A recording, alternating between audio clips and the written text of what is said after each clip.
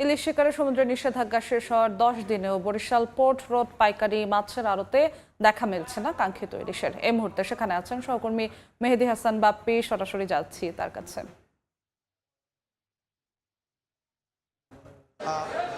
ভরা মৌসুম, অথচ বরিশালের যে মোকামটিতে আমরা রয়েছি সবচেয়ে বড় বিভাগের পোর্ট রোড মৎস্য পাইকারি বাজার, এটি এই মুহূর্তে এই বাজারটিতে ইলিশে পরিপূর্ণ থাকার কথা ছিল এবং চিরচেনা যে ব্যস্ততা আমরা গত বছরও ছিল এখানটিতে, সেই ব্যস্ততা কিন্তু এই মুহূর্তে আমরা দেখতে পাচ্ছি এবং এখানটিতে যে ভিড় থাকতো, মানুষের যে ক্রেতা এবং বিক্রেতাদের হাঁক ডাকে সরগরম থাকতো পুরো এই এলাকাটি, কিন্তু সেই ইলিশের যে সরবরাহ সেটি কমে এসেছে অর্ধেকে। আমরা এখানে কথা বলেছিলাম মৎস্য ব্যবসায়ীদের সাথে, তারা যেমনটা বলছেন গত বছর প্রতিদিন এখানে 100 থেকে 120 মণ ইলিশ মাছ তারা গড়ে বিক্রি করতেন, কিন্তু সেই ইলিশ তারা আজ কমে গড়ে 20 থেকে 25 মণে ঠেকেছে। এবং এই একই চিত্র কিন্তু বরিশাল বিভাগের যে অন্যান্য বাজারগুলো রয়েছে, আমরা সেখানে কথা বলেছিলাম, সেখানে ঠিক একই চিত্র দেখেছি। তবে ইলিশ মাছের আধিক্য সরবরাহ কম থাকায় আমরা কিন্তু দেশীয় নদী এবং নদীর মাছগুলো বিশেষ করে দেখতে পাচ্ছি যে এই মুহূর্তে চিংড়ি, তাছাড়া রামসোস মাছ নামে বরিশালে আঞ্চলিক ভাষায় বলে যেটিকে রামসোস মাছ, সেটি আমরা দেখতে পাচ্ছি। আমরা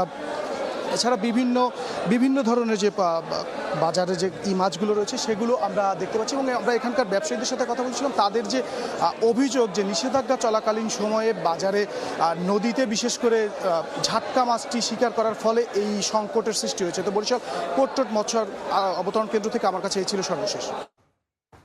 সরাসরি যুক্ত ছিলাম বরিশালে।